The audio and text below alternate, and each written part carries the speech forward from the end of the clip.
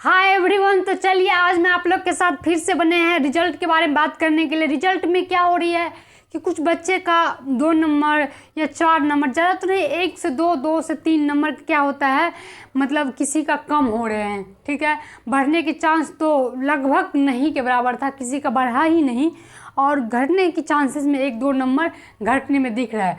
तो आखिर ऐसा क्यों? बच्चे परेशान हैं कि आखिर ऐसा क्यों हुआ, मेरे नंबर में क्यों हुआ। जैसे कि आंसर की आया था, आपको बता दें, जब आंसर की आया था तो हमने जिस आंसर की से मिलाए थे तो हम तो जोड़ रहे थे, नंबर कलेक्ट कर रहे थे, तो हमको कुछ और आ रहा था। और जैसे रिजल्ट आया तो उसमें क्या हुआ, हमें 2 या 1 या 3 नंबर का मतलब कहने के कम होने को दिखा। तो ऐसा क्यों?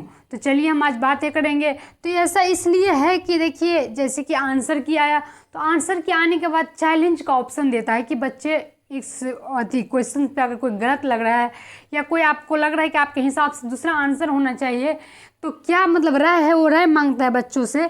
तो उस राय के लिए क्या हुआ, तो बच्चे ने जिसको चैलेंज किया होगा, तो मान लीजिए, मानते हम 1 नंबर का क्वेश्चन का आंसर बी था, 2 का मतलब सी था, 3 का क्या हो गया आपको डी था। लेकिन कोई बच्चा यहाँ आकर चैलेंज किया कि नहीं, ये सी वाली आंसर जो होगी ना, यहाँ पे जो होगा ना ए होगा। ठीक है, तो सीटेड वालों ने क्या किया, सीबीएसई वालों ने उसको चेक किया, देखा कि कहीं ना कहीं नहीं, ये चीज़ सही है। तो आप तो इस अनुसार मिलाए होंगे, ठीक है, इस अनुसार मिलाए होंगे, लेकिन आंसर क्या हुआ, तो आंसर तो सी मिलाए होंगे, लेकिन आंसर बाद में उसको चेंज करके क्या ए हो गया।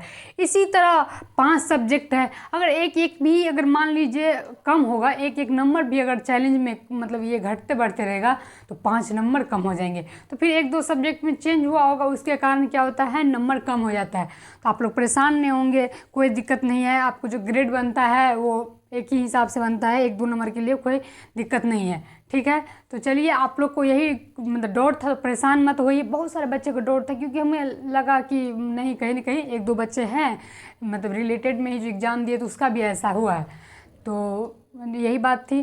तो चलिए हम आगे रणनीति की जो सीटेट की बात है, आगे किस तरह से एग्ज़ाम होगा, वो अगले वीडियो में आपको बहुत अच्छे समझाएंगे। और इसी तरह क्लास स्टार्ट हो गया, आपको चैप्टर बाय चैप्टर, 1 चैप्टर मतलब हर चैप्टर कराएंगे, और एग्ज़ाम के दौरान आपको तो जो होगा वो होगा ही, तो सारा सब्जेक्ट यहाँ से कवर होगा। तो चलिए आज के लिए थैंक यू।